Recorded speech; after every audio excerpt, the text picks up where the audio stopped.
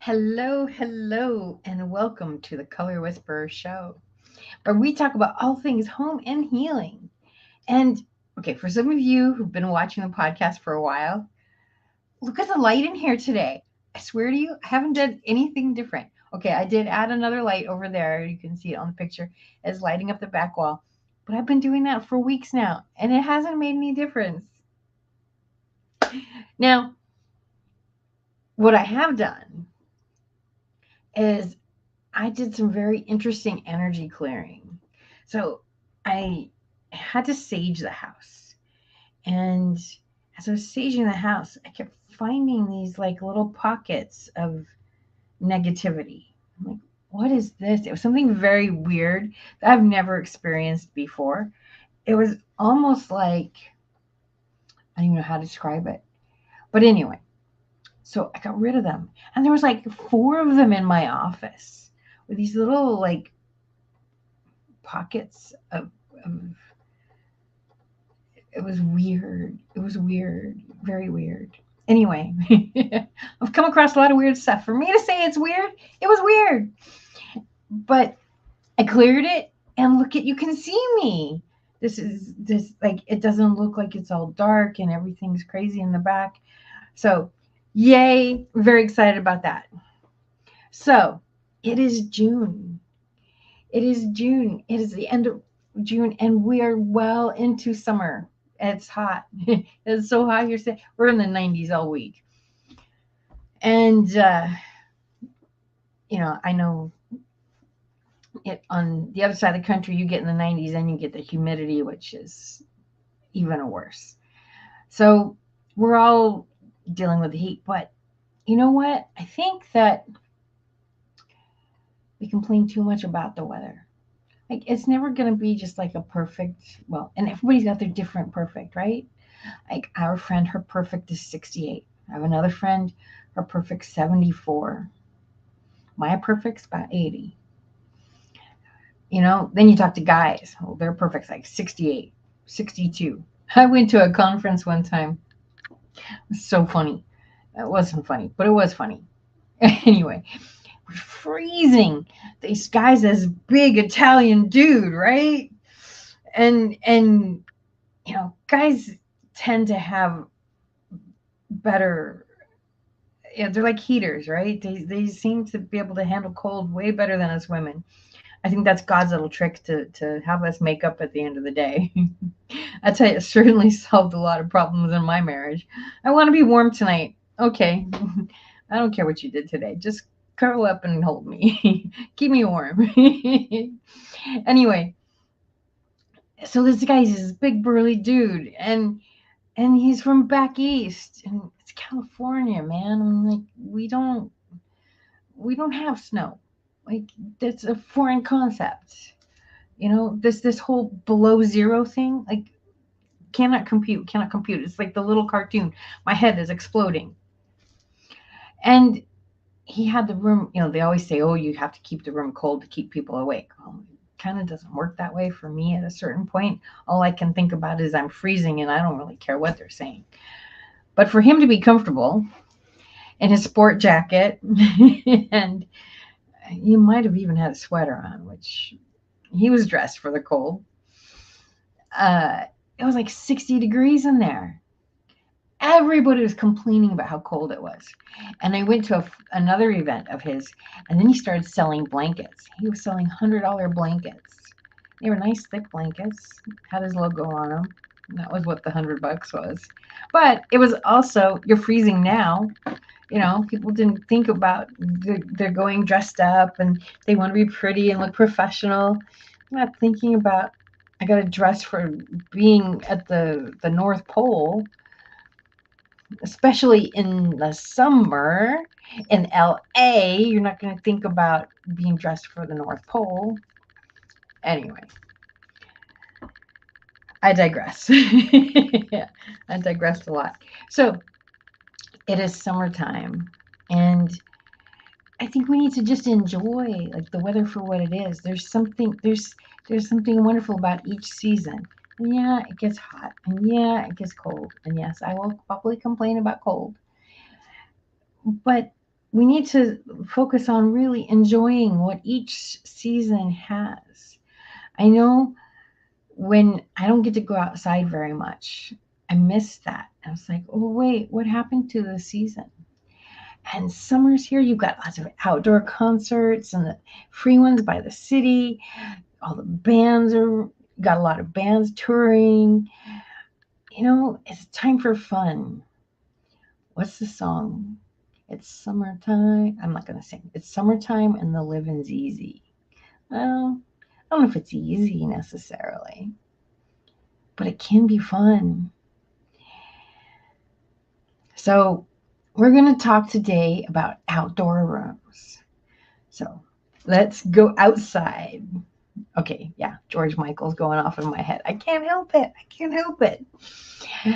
But let's go outside. We're not going to talk about that kind of outside. We're going to talk about outside, and how to get the most for your outdoor space. So, one of the easiest things you can do to add real estate to your home is to create an outdoor room. Now, this can be as simple as a $30 blow up pool and maybe a $40 lounge chair and your favorite beverage, and maybe you have a what are they called? What are they called? The little speakers. I don't use it because I haven't figured out how to use the dang thing. It's this little Bluetooth thing you can put the radio on and it goes out and you put the speaker out there. So I had one and I don't know. I needed a teenager. I don't have one. I didn't figure it out. Whatever. I got my phone. I just put my tunes on my phone. It's all good. So, have your speaker, and it can be something as simple as that to enjoy what summer has to offer. It can also be, let's really revamp the yard. Maybe it's a dry creek. Maybe it's a new pool. Maybe it's an outdoor kitchen. Maybe it's an outdoor living room. There's so many ways we can go outside and enjoy this beautiful season. I go to the Pasadena Showcase House every year. Now, they're all around the country. There's one probably near you, or at least in a big city near you. And I've seen some really, really cool ideas over the years. And there's always some kind of patio scene. One of my favorites was so beautiful. It was actually more of a patio. So 3 sides of this, I'm going to call it living space for right now, was the house. The longest side went into the living room. One of the short sides went into the master bedroom or the primary bedroom. And the other side went into like the breakfast room, going into the kitchen area. And it was this big, long space. And it did have a roof over it. There was a second floor, and there were bedrooms up there. But the 4th wall of this was totally open. And it was wonderful because you could enjoy it year-round. There were heaters. There was this big, beautiful fireplace that was on the 4th wall that would be open. They had a nice little conversation area. They had a little dining table. There was a TV. There was a cool sound system. And lots of earthy elements to know that you were part of outside. And yet there was protection. So you could put nice furniture out there. I was on a call today and it was really funny. There were people from the East Coast and people from the West Coast. And we're like, yeah, we just leave our patio furniture out till it gets destroyed and then we go buy some new ones. But back east, well, they have to pack up the patio furniture and put it away because of snow and da da da. It's like, yeah, it's a whole different world. Whole different world. Anyway, so in a case, if you live in a space like that where, there's lots of elements, you could still enjoy this because I don't know if I'd want to be out there in the snow. That'd be really cold. But you could still enjoy the space during, at least in LA, which it was in LA, it was in Pasadena. So during the winter, you could still enjoy the space. It had heaters and you could go out there and it would still be nice. And there was a big fan too. So even in the heat of the day, when we get up to like 104, you could be out there if you wanted to and have the fan going and you were in the shade. So it was really nice. There was another similar type when I saw, and they had this mesh screen that came down. And it was a really strong mesh. So it wasn't like fishnet leggings or anything like that. It was like 1-inch straps all woven together. And there's a little space between. So maybe there was an inch and a half space between the straps. So basically, it would lower, and the mesh was close enough that critters wouldn't come in. We do get a lot of critters. I had no idea I was moving to the woods when I moved here. We have raccoons, we have possums, we have skunks. We have bears in our city. I don't live low enough for the bears to come, but we have bears. And it's not that far you have to go to get to the bears. So somebody who lives a little further up the hill than I do, this would be really a nice thing to have because you don't want the bears go in pools. That's the biggest thing you see is the bears going in the pool. It's hot for them too, and they cool off. And I know I have a pond, and the raccoons go in there. They love it. They just love it. During the summer, I hear at 3 o'clock in the morning, splash, splash, splash, splash, splash. It's the raccoons. So, oh, sorry. So it was really cool. Now here in Pasadena was built as a resort town. If you've seen our Rose Parade, then the Rose Parade was started as an advertisement to get people from back east to come here. Because here we are, it's January 1st, and there's roses in bloom. What? And, it's cold, but there's no snow on the ground and stuff like that. I mean, it's a lot warmer here than it is for many of you across the country. And that was their big selling point. Hey, come see our Rose Parade. And back in the late 1800s, early 1900s, there's a lot of lung issues. And so people would come here to get clean air, fresh air. That's a joke now, right? So much smog, it's not funny. But back then, that's what they did. And so being this resort area, it was really about taking in nature in order to heal. Okay, I got way off track. Pasadena. So yes, I was talking about bears. So if you're up further in the hills, there's bears. And we have, okay, I'm sorry. Way off track. See, this is what happens when I don't have a script. Okay, I never have a script. We just got off a bit. Okay, Pasadena. I found myself. It's okay, Mark. We're good. So we're talking about sleeping porches. So here when Pasadena was coming in, it was resort area, and we build these big houses. This is before air conditioning, right? Now, one of the things that we have that's very nice is around 4 o'clock we get this wonderful breeze that comes up. And it might be sweltering hot during the day, but around 4 o'clock we start getting an ocean breeze coming in, and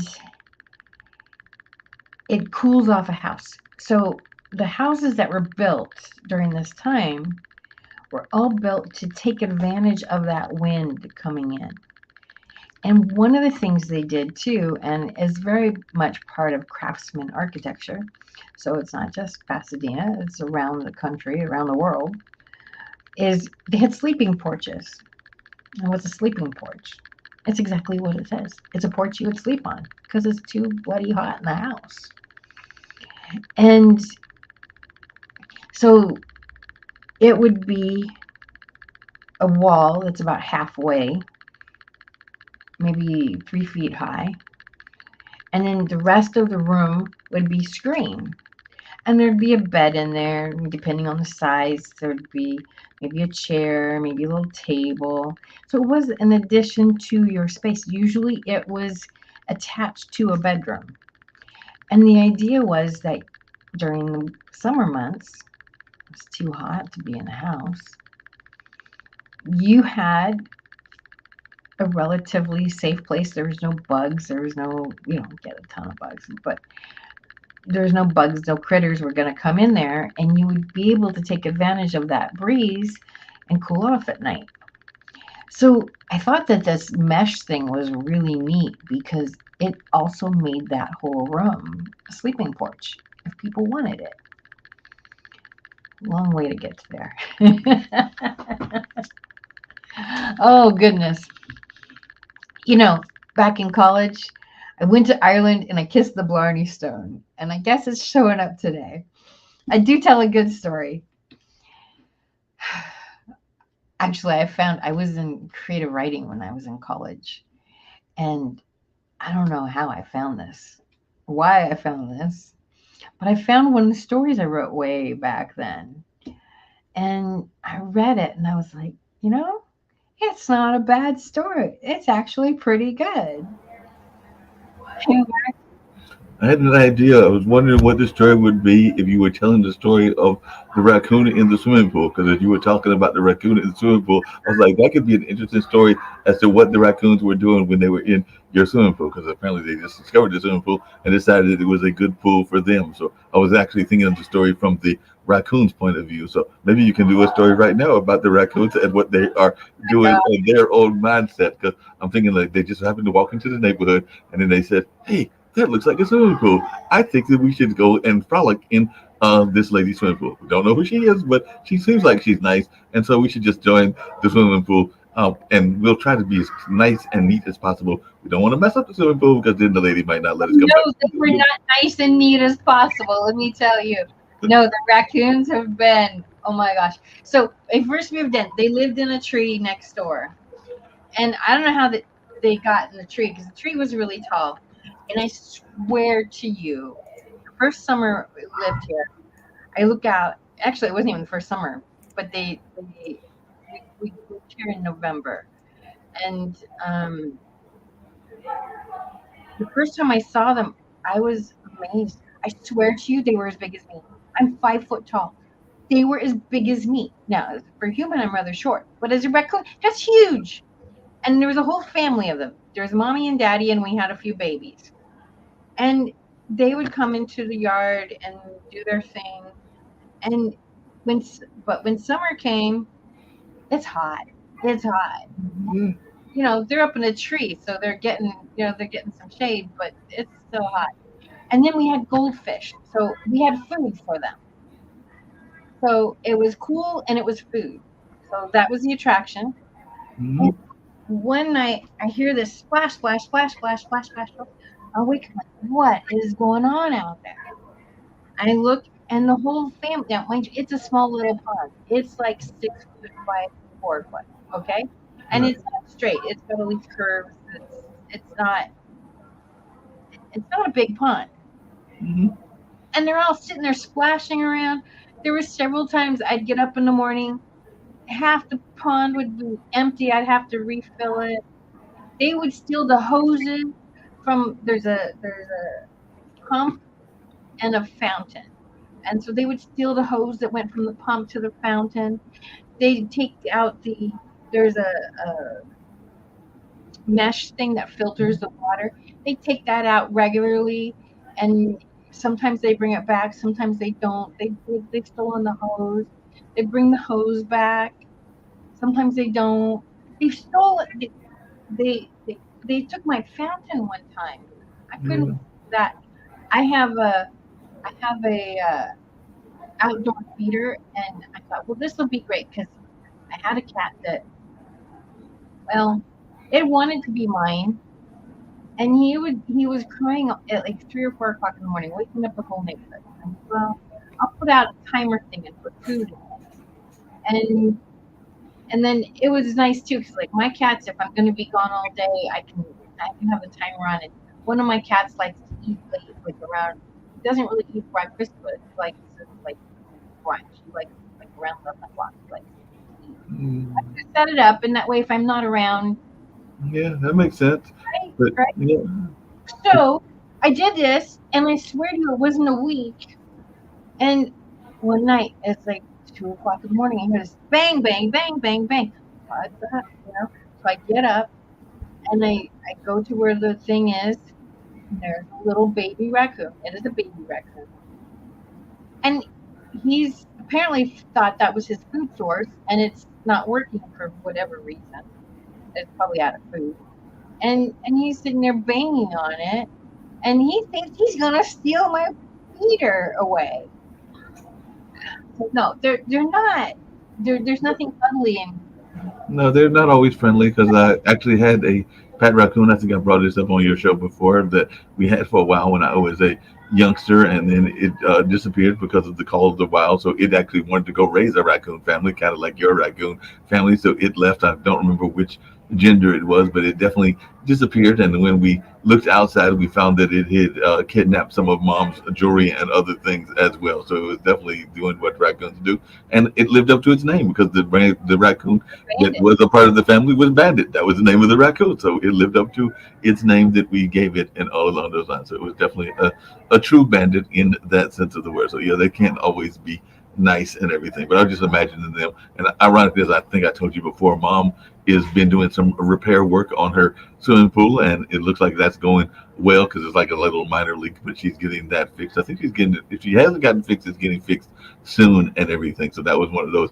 home repairs that I know you talk about a lot on this show and everything. So she's glad to get that done so that the nephews can go, speaking of frolicking, they can go frolic in the water and not worry about it being torn or anything, or the dog accidentally jumping in there and tearing the lining or some of the other things that she's been concerned about in that space. But it's interesting because you mentioned ponds really quickly, and I know that my one of my cousins got the pond property in.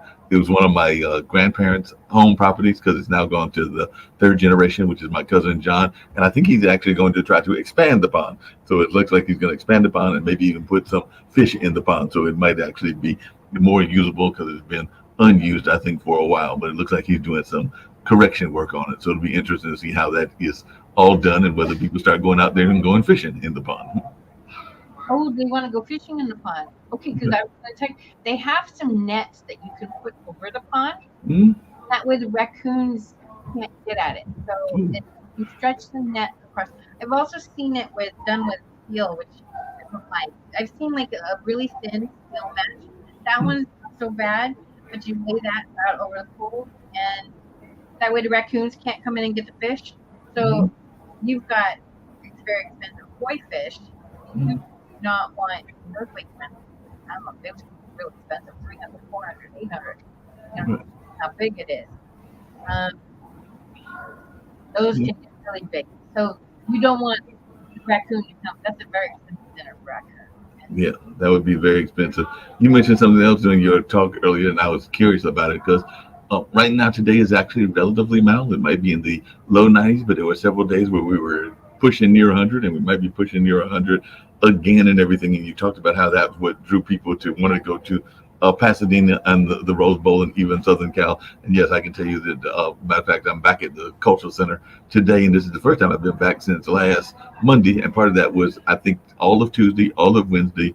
I did go out a little bit to go to the corner store on yesterday, but this is my first time being out, and I've been out a couple of times because I also went with one of the co-founders of Pod TV to a restaurant earlier today and everything. But this is the first time since Monday that I've been out as long as I've been out because it's been hot. So I've been actually staying in my AC and my fan and all along those lines because it's been hot. So I don't know what you think, but I think sometimes when it gets hot, it's better just to stay in the house, or if you can, because I was teasing I ordered DoorDash way too much, and I was teasing one of my DoorDash deliverers because it was on one of them hot days, and I was going like, I bet you when you go off, you're going to find a pool. And he was like, you got it. I'm heading right to the pool as soon as I get off and everything. So definitely has been some hot weather here and I won't even say this in the deep south because that would be more like Alabama, Mississippi, but what is considered more of like the middle south, North Carolina, Virginia, and all along those lines. But it's still been, all I can say is hot. Sizzling might even be a good word, but it's definitely been torturesome and all along those lines.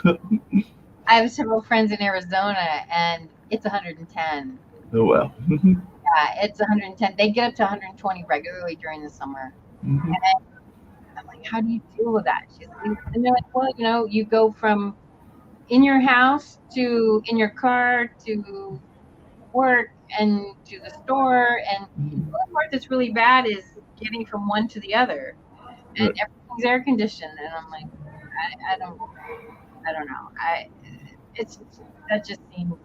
It's amazing to me. You think about the people coming across the country, and it's July. It's Arizona. It's 120 degrees.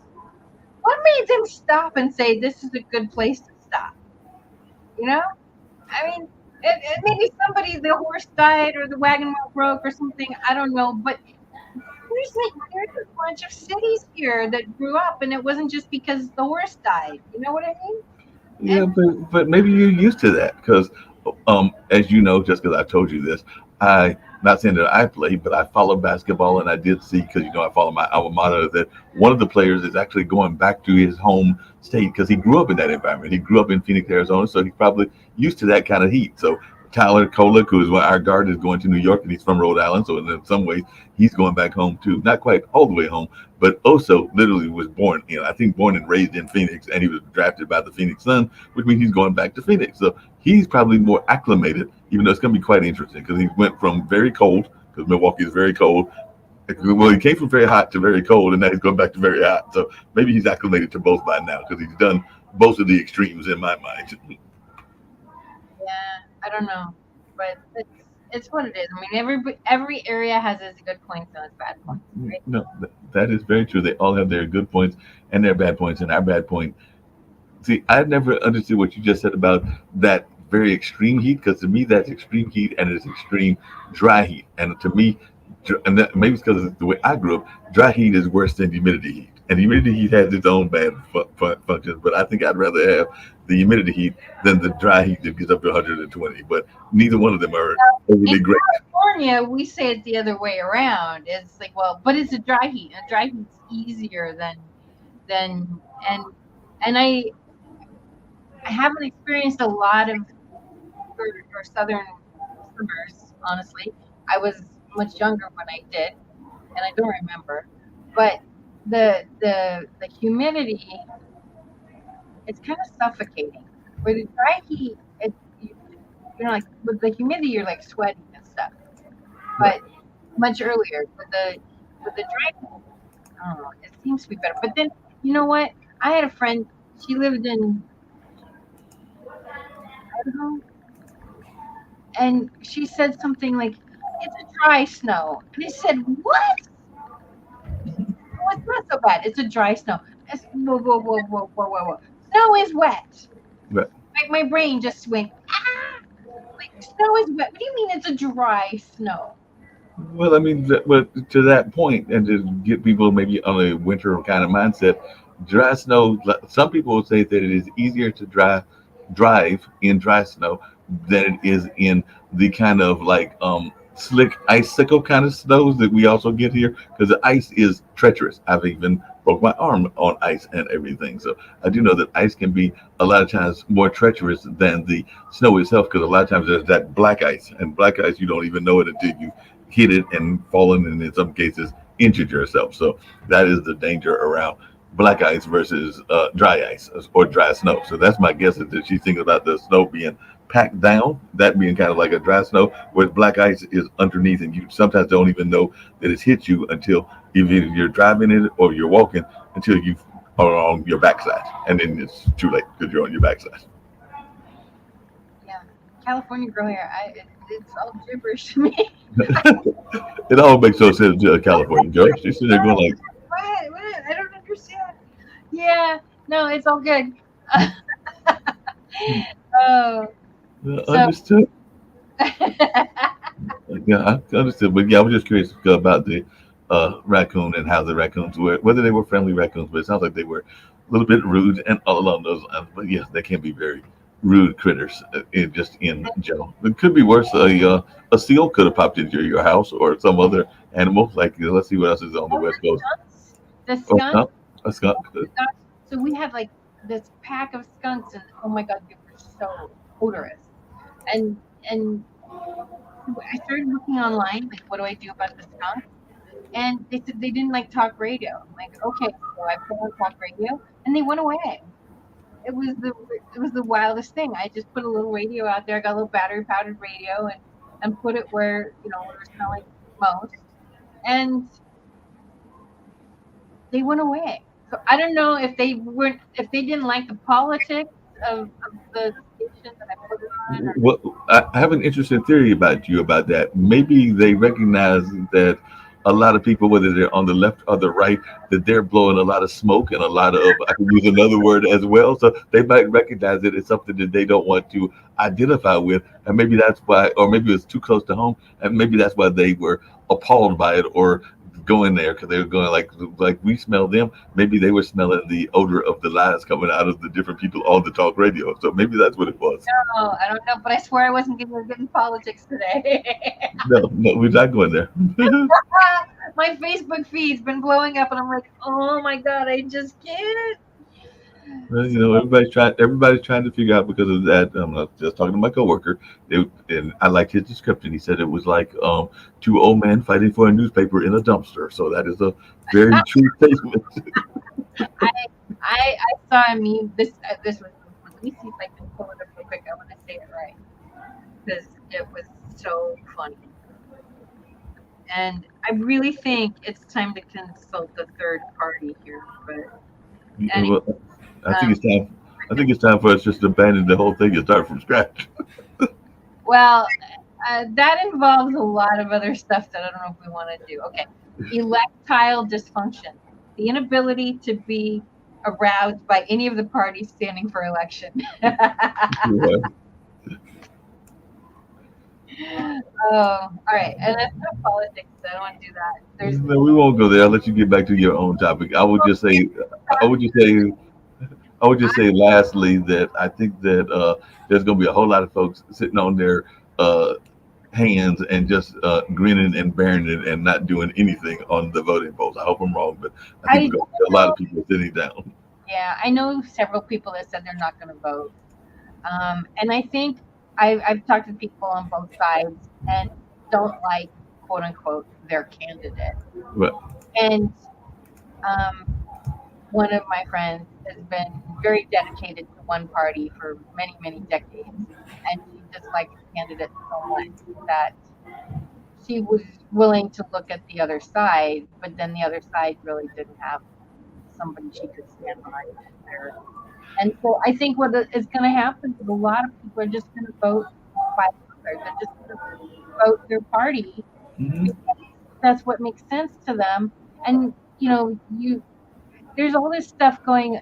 Okay, I'm going to go into my side of politics. So Well, I did hear a term that I had never heard used before, and I'll get out of politics. I know that's not what you want to talk about, but even when they were talking about the discussion, I had never heard, or maybe I had heard it, but I hadn't heard it used as much as I heard it used last night, even when they were talking to other people. But there's this new term called double haters, which means that they don't like either side and that they can't figure out what to vote because they don't like either one. So they're double haters because they hate both sides of the Right, politics. right. This isn't even a case of I'm going to vote for the lesser of two Right. evils. It really isn't. It, Mm-mm. but anyway, so here's what's going on energetically too. So everybody loves to hate Trump. I don't care if you do or you don't. But there's a lot of this. We have to hate Trump. That there seems like there's this energy of I must hate Trump. I must hate Trump. I must hate Trump. Okay, fine.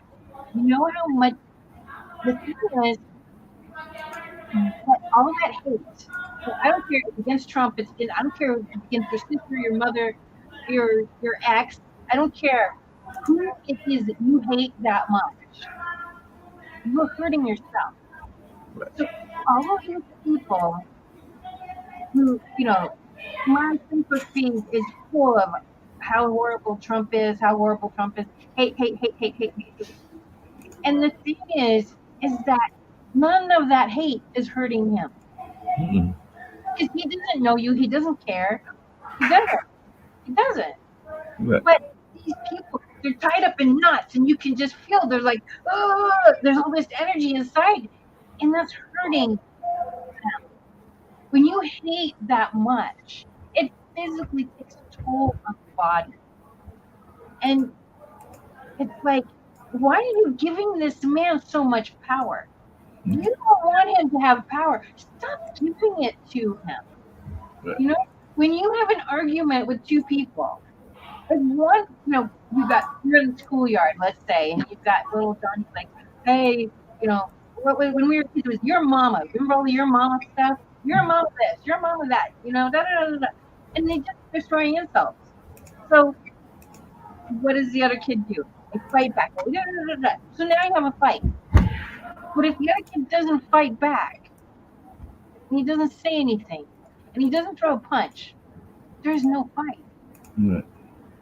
And so all this energy going towards, and it can go be for Biden too. I don't care who it is you hate, but all this energy going towards hating somebody is literally hurting you.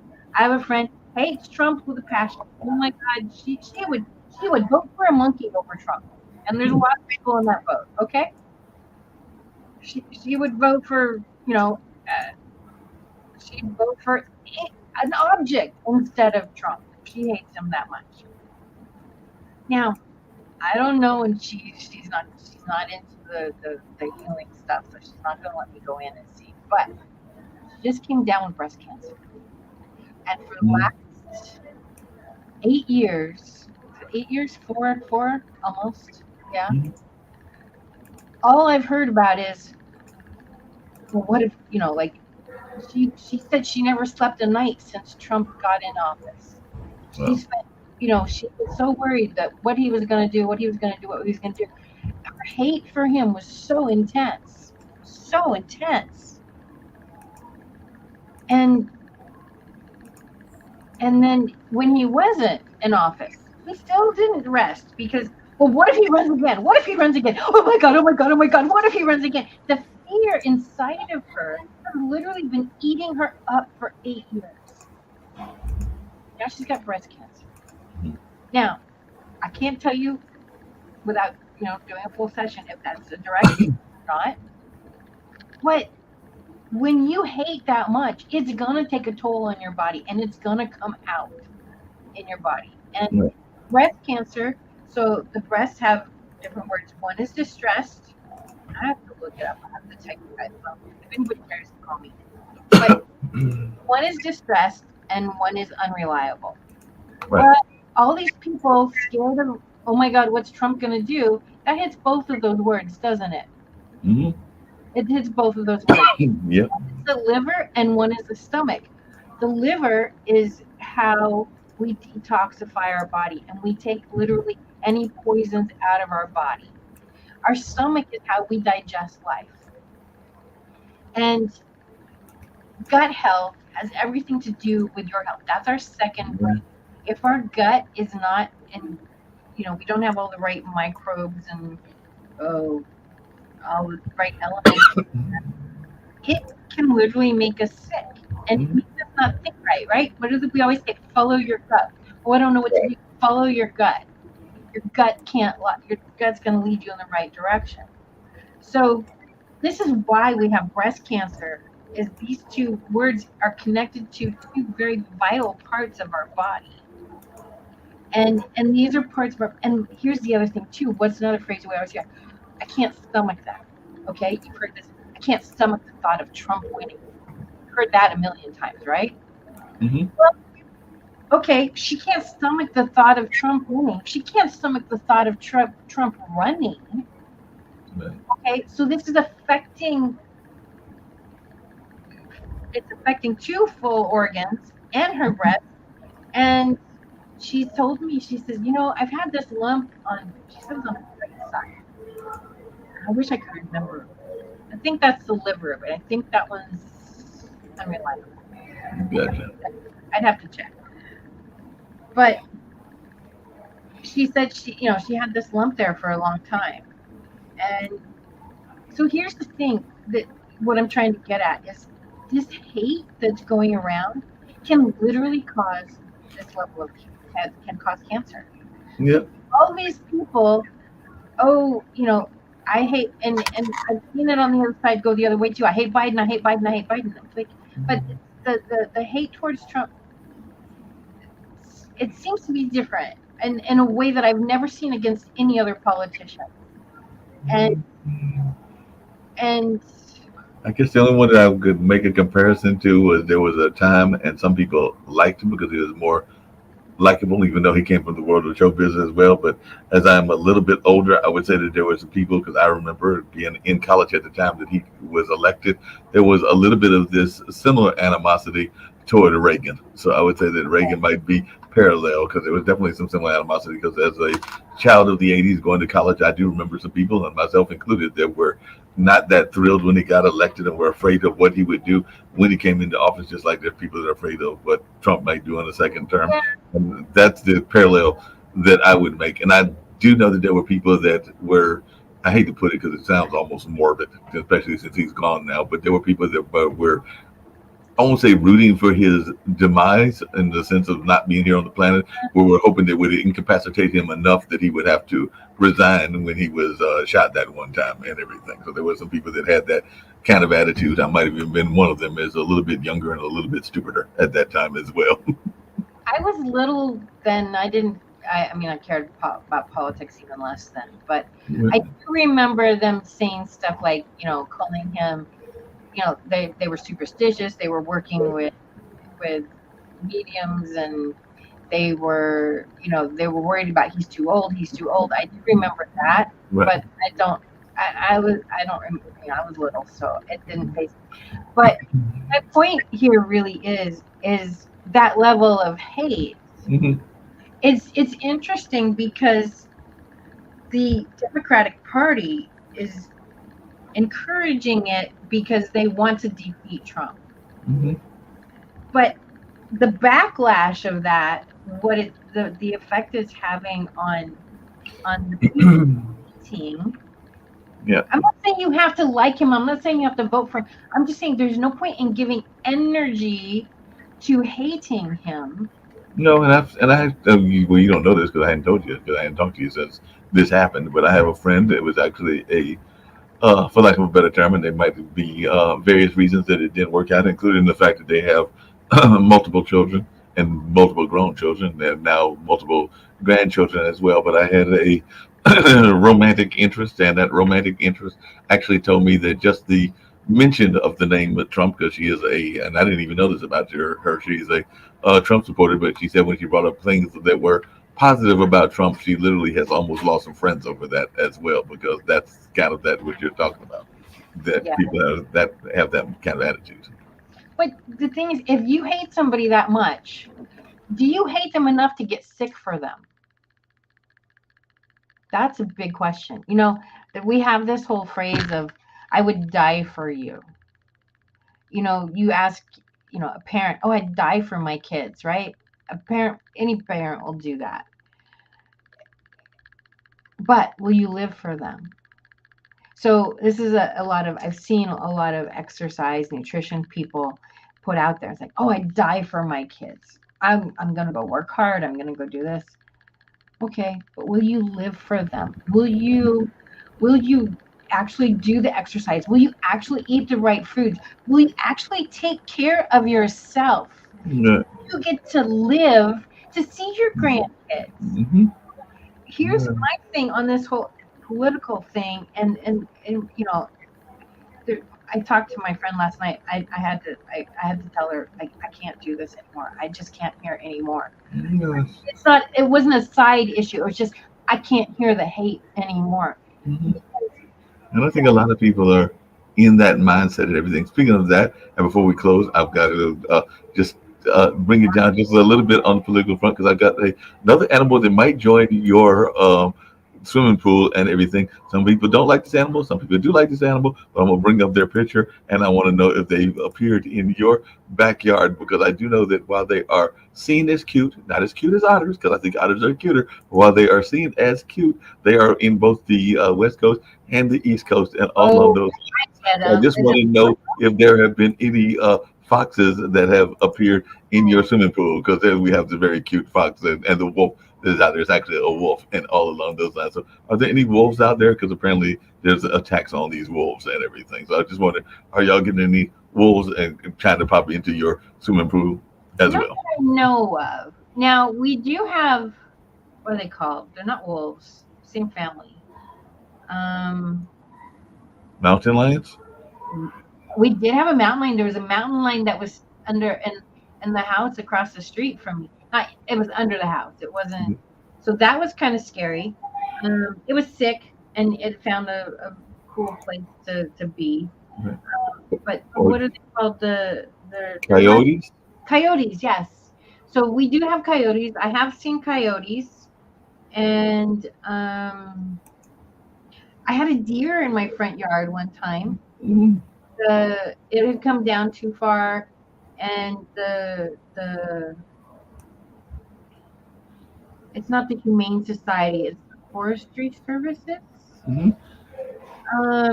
They gave it a tranquilizer shot. And it was very strange. It took a really long time for the tranquilizer to work. It was like I think it was like an hour. It was sitting in my yard, and It's they had shot. I think they had shot it before then because it was sitting in my yard, and then depending on the size of the animal, it can take some time because I know that they've used tranquilizers on bears because we do have bears here in North Carolina. And even when I was in Florida, and this was decades ago, there was a manatee that was in somebody's backyard, and I think that they may have tranquilized it in order to get it back in the ocean. So I'm guessing, depending on the size and the weight of the animal, may depend on how long it takes for the tranquilizer to take effect. Because I know even on one of my other shows, I had somebody in Florida that was doing alligator wrangling, and I know that some of those alligators take a while as well. So I think it has to do with the size, because while we can shoot them with the tranquilizers, I think it takes a while to go through their system, just like it would take the wild medicine to go through our system. well, not that I have a lot of experience with tranquilizers. Me neither.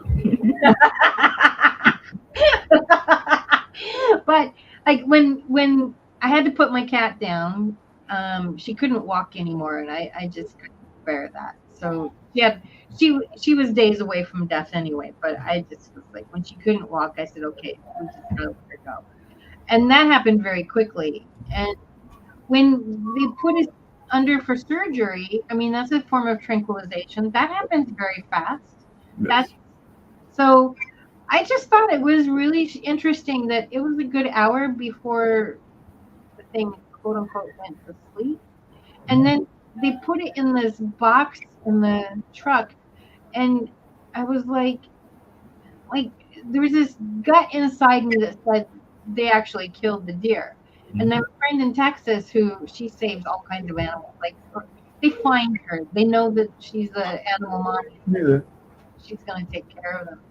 So I asked her about it, and she said it probably did actually kill the deer because what the deer seem to be very fragile, and Mhm. when the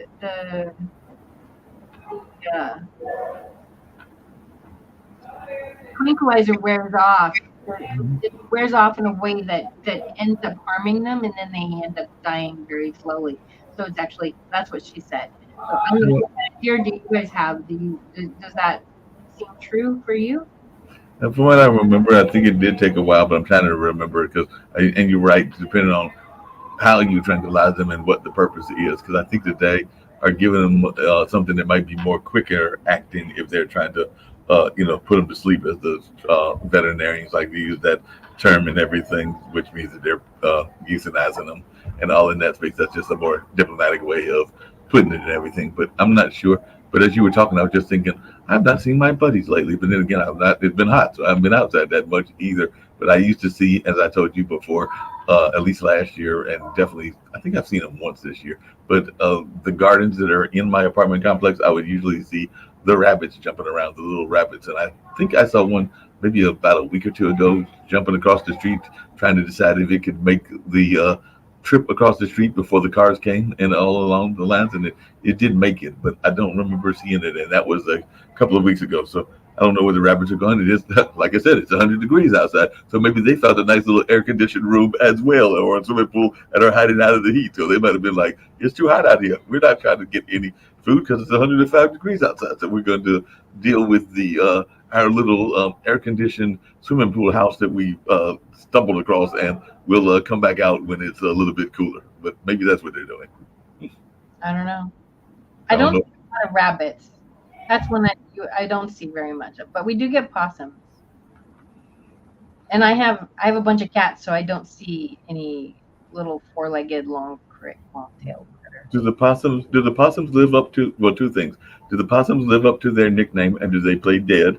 And also, do you run across? Because I know Mom has run across some, and she's not happy when she's seen them. But we also have the Slytherin creatures that like to come out sometimes in the summer as well. And I know that Mom ran across one and doing What kind the of Slytherin Oh, yeah, I snake. don't see those.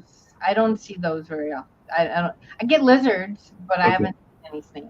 You haven't seen any snakes, and I know Mom ran across one. And the old saying is that if you find one, then there's probably two or three that are lingering by because they probably come as a family and everything. So, but I do know she found one, and I think she took care of that one. But yeah, but to my original question, did the possum play possum? Because that's the nickname. Is that possums will sometimes play possum? So did the possum actually play possum?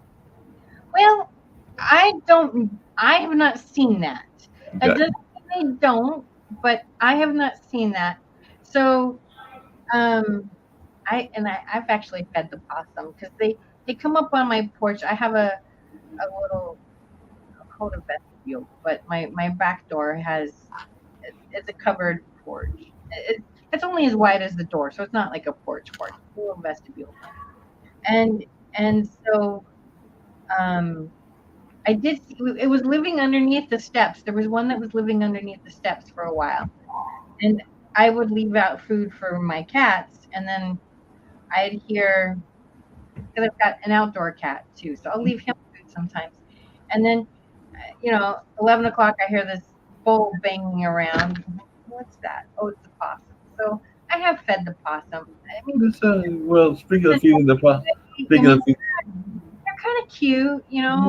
They can be kind of cute. But speaking of feeding the possums, one of the things, even here in North Carolina, and then we're going to get to Kendu very shortly and everything, is how often some of the animals that you want to feed, and they can look very cute, they can also be very dangerous. Because I've heard people say that about raccoons. I've definitely heard people say that, and I've not seen them in probably about a month about the geese because we have geese here, and sometimes the geese can be a little ferocious, even though they might look cute as birds and everything, but they can also be a little bit on the Well, ferocious side. my sister, when she was about 3 years old, and she had blonde hair back then, really blonde hair, and we were somewhere, and there were geese, and they started chasing after her, and they were after her big time. She was scared, and it was a very. My mother told that story for years about the geese. The geese. The geese can be dangerous, and I have a similar story because uh, I think I told you the story where my dad, I mean not dad, mom and her sisters were trying to corral a cow. I think it was a cow or a bull to be exact. When granddad was living, and they were using the truck to try to corral it. And at some point, the cow did not want to cooperate and just kind of like resisted. I don't think it ever stormed them. And I think they gave a look at my granddad like, well, if you want to come and get this bull, why don't you come and get it? Because we're not having much luck in terms of getting it into the truck. But I think they did eventually get it into the truck and managed to get it to, I want to say it was going to auction and everything. But yeah, some of those animals can be quite interesting because even here at the Hayti Center, I haven't seen them recently, but then again, I've not worked that many nights. But there are bats that come here because there is a chimney, and in addition to the chimney, there is the steeple area as well. And sometimes if you look, you will see them because they look like little small sparrows, but then you realize there's actually a flock. When I say a flock, I mean it's a big flock of bats because it can be hundreds of them up there and everything. You're going like, whoa, that's a whole lot of bats. We have a lot of parrots. Right. Legend has it that there was a bird store in Pasadena, and there was a fire, and the man couldn't save them all, so he just opened up all their cages, and the flocks just keep growing and growing, and they are community animals, and so they'll build a flock and then another flock, and so now these flocks go as far as like 20 miles away. Mhm. That started from this. And I've heard different versions. I heard when it was an exotic animal place. I heard when it was just a bird place, or he just sold parrots. And then I heard some, yeah. But that's the legend, is that that's where the parrots come from. And years ago, we had really like hurricane style winds. It wasn't a hurricane, but really, really incredibly, windstorm that we're not really used to here. On the East Coast, it's probably not as big a deal. But for us, it was something new. And there were trees falling down, and there was a lot of stuff. People's yards were all messed up. Some fences fell. And there was a tree that was really large on the end of my street. And one of the branches fell off of it and actually hit a car on the other side of the road. I don't know what happened to the car. I don't know if anybody was in it, but the car when I saw it, it was all underneath the tree. So I assume nobody was in it. I assume it was parked. But there's a tree next to it. And the tree was so green. I'd never seen that tree so green. And it had so many, it looked like it had just a ton of leaves on it. And I'm like, but we just had this huge windstorm, and that didn't make any sense. But then I looked at it a little bit closer. That tree was covered in parrots. There must have been 1,000 parrots at least in this tree. And it was really incredible. Somewhere I've got a picture of it. I'll have to get the picture of that tree with that parrot because there's some place, it might even be in the Middle East, but there was some place that had a bunch of birds that was part of their tradition because I think they were feeding the birds. I can't remember if it was eagles or what it was, but I just remember that it was part of their, like you were saying, legend, and they were trying to figure out where the birds came from. And what I don't remember, because it was like on a news special on one of the networks, and I don't remember whether it was in Europe, like maybe Spain or something like that, or whether it was in the Middle East. But I do remember going like, "Oh, that's a whole lot of birds," and they were feeding the birds and all along those lines. So there are some of these things that they are quite interesting in how they get there and everything. Because like I said, it was somebody that was kind of like what they did as their hobby, for lack of a better term, was taking care of these birds because they were not. I don't think they were native to that area. I don't know. I don't know either, and I don't remember the story other than I might have been on 60 Minutes or CBS This Morning or one of those shows. But you've had a good discussion and all along those lines, and I think it's time for us to have some. Today. No, that's okay. It was still a good conversation, and it was about energy, and energy is important, particularly when it's 105 degrees, and that's only like a feel-like temperature. And today was much milder. I think we were 94, and I think we even got a little bit of rain yesterday, so we'll get a little bit more. But there will be some more hot days because we did have some hot days throughout the month of June, and usually we don't get this till July or August, so it came a little bit earlier. But there's some people out there that think weird.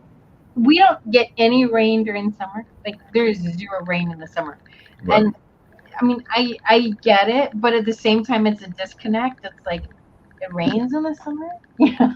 And I Yeah, know that's a big part of where you live. You guys get a lot of rain, and there is a lot of yeah, and if we don't get rain, then we run into problems because if we don't get rain, then it gets dry, and if it gets dry, then you run the danger of fires and all on those. I know y'all have been dealing with fires, but that's why when we don't get rain in the south, particularly around this area, then there's warnings about people being cautious. How they handle their fires and how they handle other things, so that you don't get those widespread fires. Because the fear is that if the ground, the trees and everything get too dry, that it's too easy to kindle a fire and all along those lines. So I do know that y'all have the similar situation with the forest fires in like California and Arizona, well, Washington, places like that. unfortunately, some of the forest fires are because we've got homeless people living Right.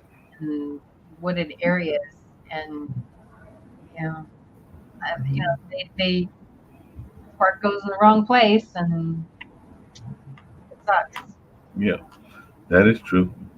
That is very true with that whole homeless situation. That It can be something as simple as somebody throwing a cigarette out the window. Now, when I was a kid, that was a big deal, and I remember Smokey Bear. But now people don't. I don't think people smoke like they did back then.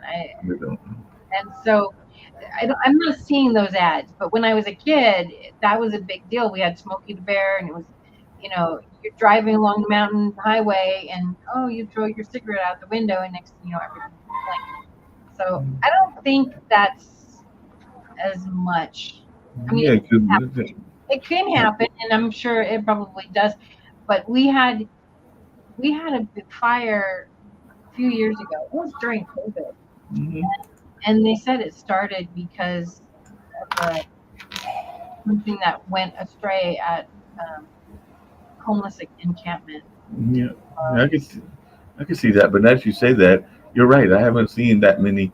I mean, I see them because I'm a member of Ad Council, so I sometimes will even download them for the network. So I know Smokey the Bear exists, and I know that what is it, Hootie the Owl or Hoot the Owl? But I haven't seen that much on regular network TV, even when I'm watching some of what I call the rerun channels like Eon and other ones. But you're right, I have not seen as much as I remember as a kid, and part of that because you were as a Why Smokey the Bear? You never now. If you go into the forest areas here, you will see some signs on Smokey the Bear, but you're already there. But like, I don't know if the kids get Smokey the Bear in school anymore, but um, you don't see the ads for Smokey the Bear anymore. no, you're right. I haven't seen Smokey the Bear, and I haven't seen the other one that I just mentioned. And I can't I remember the don't know full. Hoot the Owl.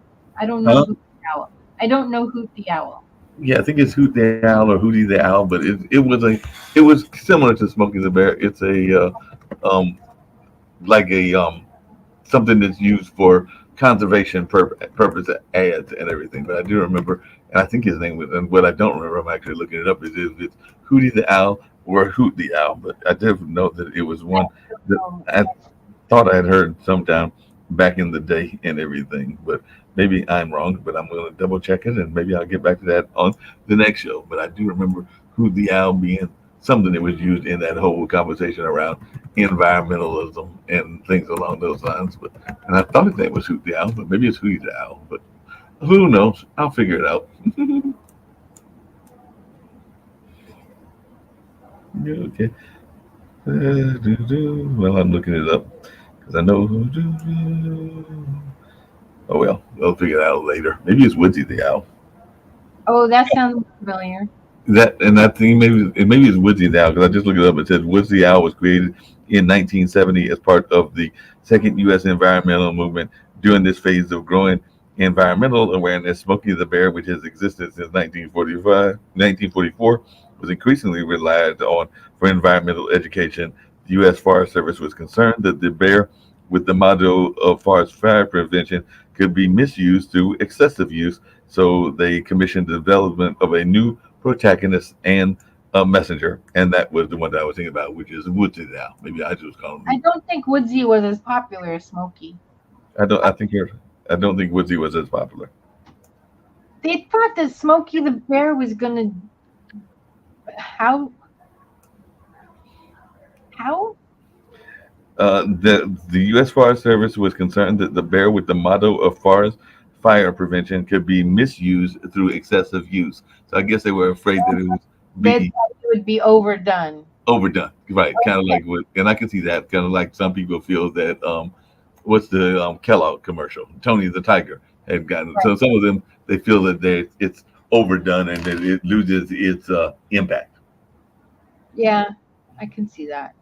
Yeah, and I can see that too. But and with any of them, whether it's Smokey or whether it's Lucky Charms or whether it's Tony the Tiger or any of those, that they can lose their impact if you constantly see them all the time. Yeah.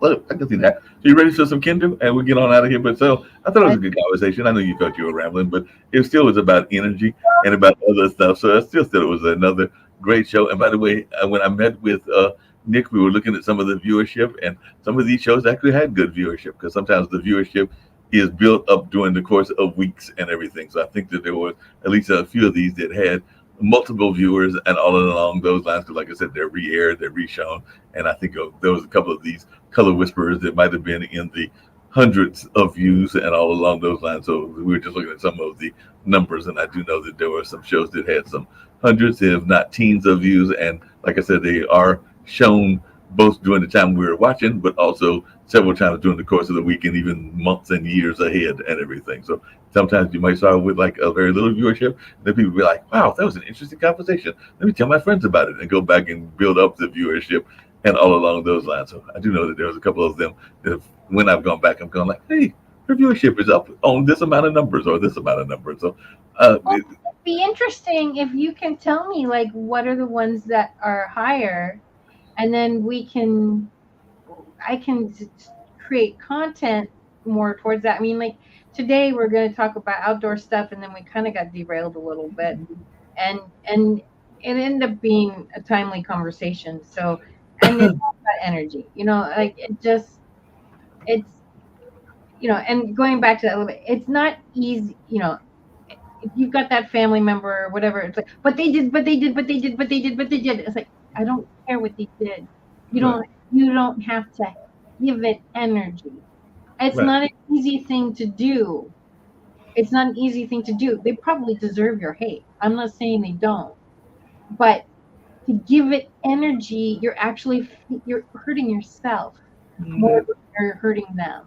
Well, not only that, but I agree with what a friend of mine told me recently, and all along those lines, which is that, um, so to your point, yeah, you might be giving them excess energy and everything, but the other thing that is going on is that sometimes you're also giving energy to things that probably aren't all that possible, and all along those lines. Because I know a lot of people that will swear up and down that, and I've heard it all the time, and very few people do it, but then they give the energy to the conversation. Because how many people, and I've even been guilty of it, have said that if so and so wins, that they're going to move out of the country or move this place or that place, and then knowing good and well that either because of family, which is a lot of times the reason that we stay where we're Yeah, at, or dude. because of jobs, or because of a number of other things, that you're not really going to run away no matter who may come into office, How whether many stars when Trump was running the first time said, "Oh, if he wins, I'm gonna leave," right, and they're all still here. exactly, And here's the thing. I mean,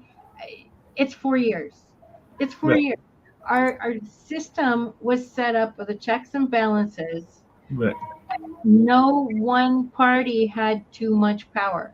right, And agreed, I did see some people like there's this year 20 Project 25 agenda, which looks absolutely horrible. But I yeah, remember when Obama was running, they were saying some, I don't know, I didn't look at all the things on the Project 25. Okay. I admittedly, politics is not my game, right, but I do remember when Obama was running, people were saying a lot of really bad stuff about what he was doing. Now it's a part. I took the middle. I'm not like, oh, this party is bad and this party is good. They're both crooks.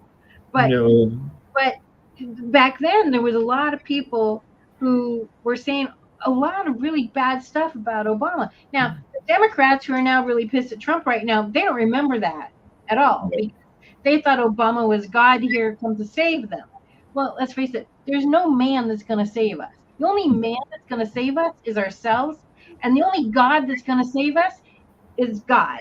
Like Right. there's no like if the only man God we got to believe in is our own self and how much power we have because we forget. No, no, So definitely, I agree with you on that. And that's all we can do is do that kind of thing of believing in ourselves and believing in what we can literally change and not necessarily what we can't change, because you can't dictate what other people's attitudes are going to be, and you can only do what you can do in your space and everything. So that I would agree with. more joy we create, the more love we create, the more we change our world, it has a ripple effect. You Right, know, you're in the grocery store and there's somebody they got, maybe they can't walk, they're in a wheelchair, they got little kids in tow, for whatever reason, you hold the door open for them and you right. smile. And you change a life in that moment. Hmm. And it's something very simple. And this is how we change the world is through these little acts of kindness become bigger acts of kindness. And that's what it's about. And that's why, getting into this fear contracts us. I don't care Right, what you're afraid of. Getting into fear contracts us and prevents us from actually enjoying life. So the right. more we can spread love, the more we can spread joy. This is the most powerful thing. Hmm. That's how we dissipate fear. Right. That's how we dissipate fear. COVID, it was scary as hell because what they do, they isolated us. Hmm. Fear did that create by isolating us. Right. Okay. Anyway, I'm getting on a pedestal. It's past time. But my point is that how we change the world is how can we make our day better? How many people can we touch in a day? And how can we make their world a little bit better? Even if it's as simple as, hey, I care about you. Right. Smile, pick up a friend, call a friend. These little things have bigger ripples.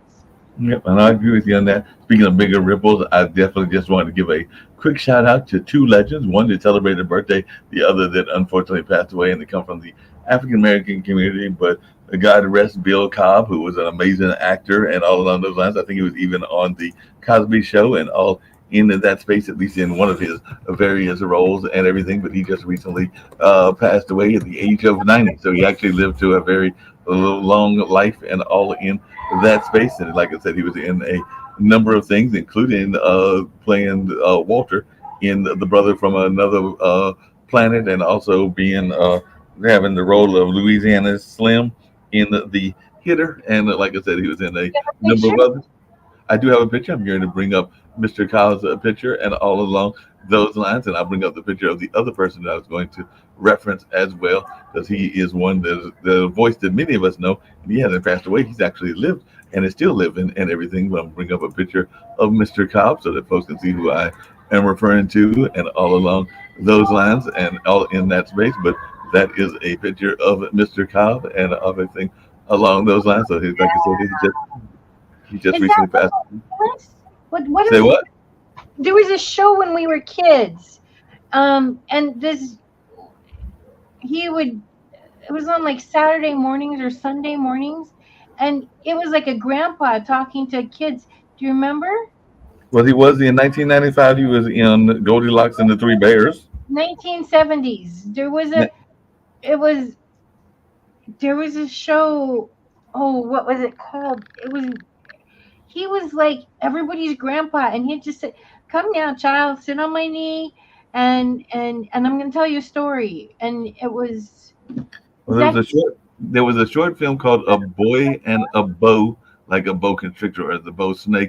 He was in that in 1975. In 1977, he played Mr. Jones in Grease Lightning, and he also played the bartender in Hero Ain't Nothing But a Sandwich, and he was also the bartender in Trading Places, and he was the man in the lunchroom in Silkwood. So he's been in a number of films, and he was also in the Cotton Club as well. So I'm trying to think of which one you're talking about. These were from his movies, but I'm going down to the TV listings as well, because sometimes they will separate them in terms of TV versus other things. So he's definitely had a long TV career as well. So let me get to the TV shows if I can find what you're talking about.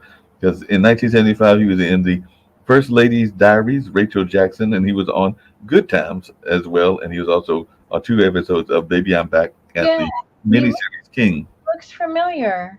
Yep. Oh, and he was on Sesame Street. He played Lee on Sesame Street in episode 17. Looks like episode 17 and 30, and he was on Spencer for Hire and Katie and Allie. So yeah, he was on a number of shows as well. So yeah, he was definitely out there. Like I said, he just passed away at the age of 90. The one that is still living and still with us and everything. But this one, I know you will know because he just turned the whopping age of 93, and all along those lines and everything. Because like I said, Bill Cobb, William Wilbert Francesco Cobbs is his full name, just passed away actually in your neck of the woods in Riverside, California, and June 25th of this year. So earlier this week and everything. But James Earl Jones, who is the voice of Darth Vader, just turned 93. So he's still with us and still living as he just turned 93 and is still, well, he's been 92 for a while because his birthday won't come up till January. So he'll be turning 90. What does that be? 94 in January of this year. But he is 93 and is still very much active and all along those lines. So a lot of people know James Earl Jones as the voice of Darth Vader. So see if I can bring up a picture of James Earl Jones, and then we'll get ready to get on out of here. But yeah, anybody that knows James Earl Jones knows that he is still out there, still doing amazing things and all along those lines. But yes, he is still with us and still out there doing amazing things and all in that space. So I'm trying to see if I can get us a picture really quickly of none other than James Earl Jones. Oh, she just disappeared. Did you say he died? He did not die. James Earl Jones is still with us. I was just But it saying he's was still. his birthday? I thought it was his birthday. But it might be the anniversary of his career. But he's still out there. But I did see him come across my feed and everything, and all along those lines. So his birthday is not till January, but everything in that space. But there's Mr. James Earl Jones, the voice of Darth Vader. So yeah, when I was a kid, there was this show that we watched on the weekend, and it was he looked a bit like the Cobbs guy. It probably was, 'cause like I said, he was involved in a number of things. I'm just trying because I mean he's got a a discography that is ridiculous. The amount of things that he's been on, and some of them were way back in the 70s and everything. Because even when I go down to Might the have been a '60s show, but I mean, I watched it in the '70s, and it was like you'd see his face up close, and you'd say, it wasn't, all of Romper Room, but it wasn't Romper Room. He would, so here in California, we had this guy, and he would do Popeye. I don't Mhm. know, Popeye, and there was like the Family Film Festival, so he would do stuff. There was a Popeye hour, and he would draw cartoons. He would teach you how to draw in between the cartoons, and then he'd have little tidbits about it.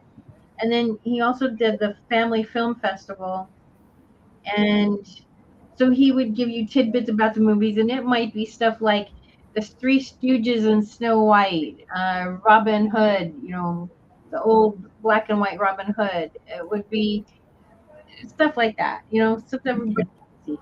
And so this guy, he had the beard like that. I mean, God, it's been, oh, I don't even want to think how long it's been since I've seen this. But he would get close to the camera, and he would tell stories. And then there was some learning involved, like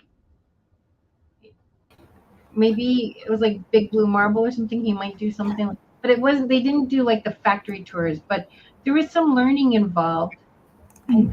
All I can remember right now is like I see his face, and he would say goodbye. They'd go really close into his face, and it was just like he was everybody's grandpa.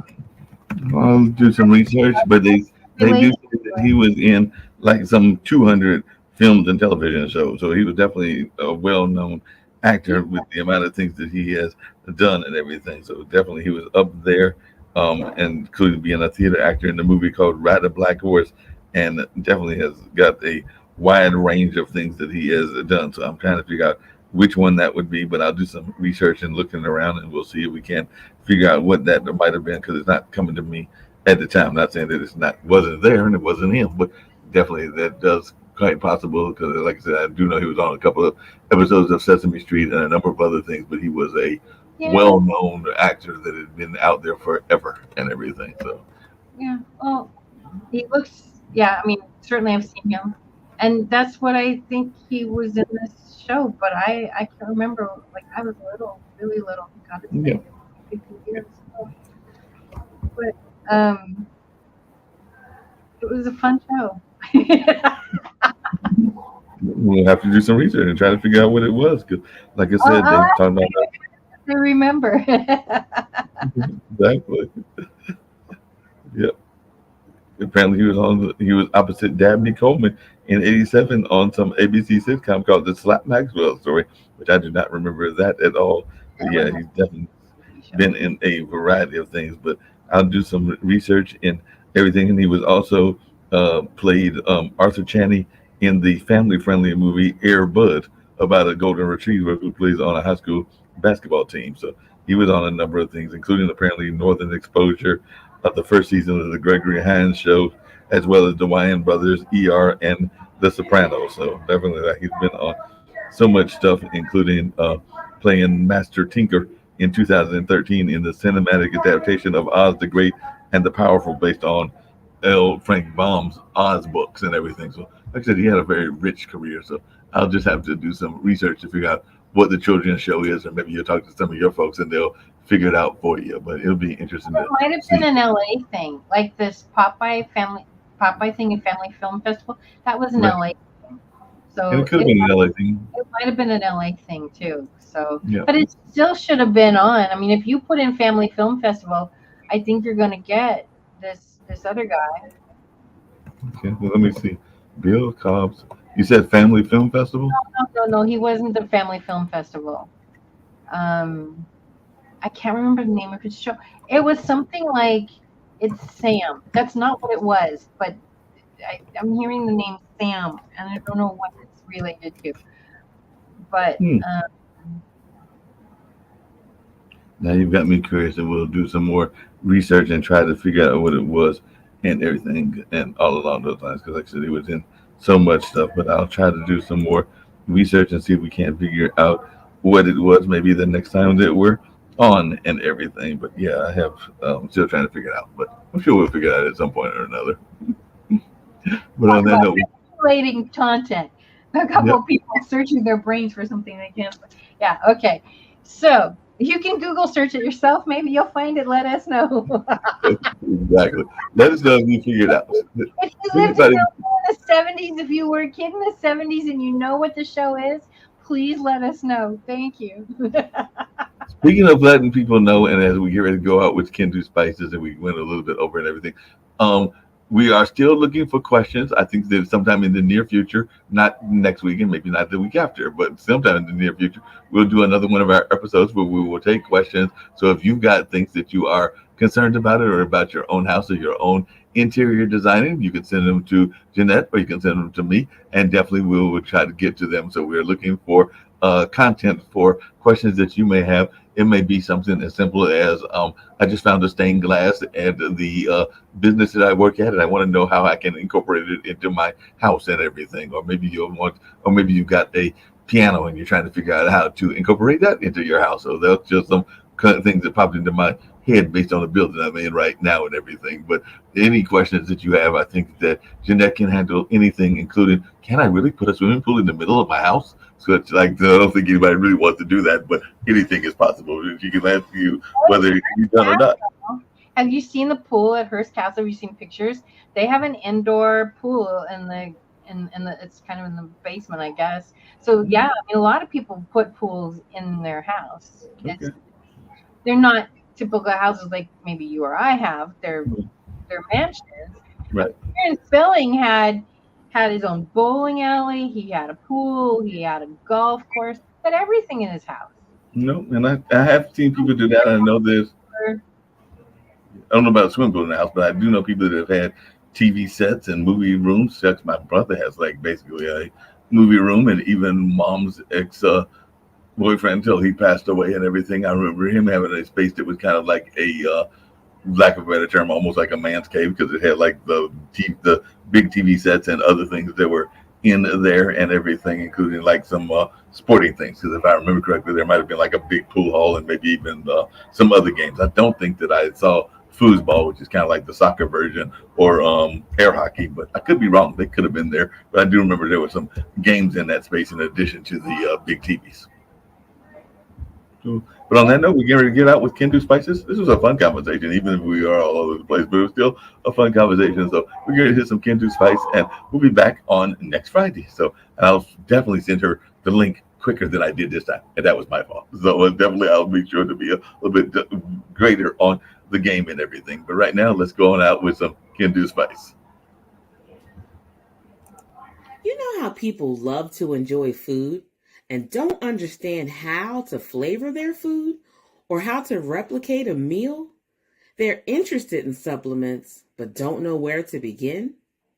Well, what I do is I take the guesswork out of enjoying flavor and wellness with my flavorful spice blends so that they can create delicious meals with healing benefits. Kendu Spice was created to help cooks at any level enjoy healing through food. Every spice blend was designed to give added health benefits of natural herbs. Every blend is complete. There's no need to add any additional spice for a delicious meal. Saving you time and money while adding supplements to your meals can be both tasty and fun. My earliest memories in the kitchen began with my father, Kenny Kendu Bond, so it was fitting that I would name this line after him. I have always looked to natural remedies to supplement the body, and I found myself hiding herbs and minerals in foods for my family. That's when it hit me. Everyone needs Kendu Spice. Everyone should be having this. It's an exclusive brand for cooks at any level who want to create flavorful dishes with healing benefits that can satisfy the body and soul. Add a little spice to your life. Give Kendu Spice a try.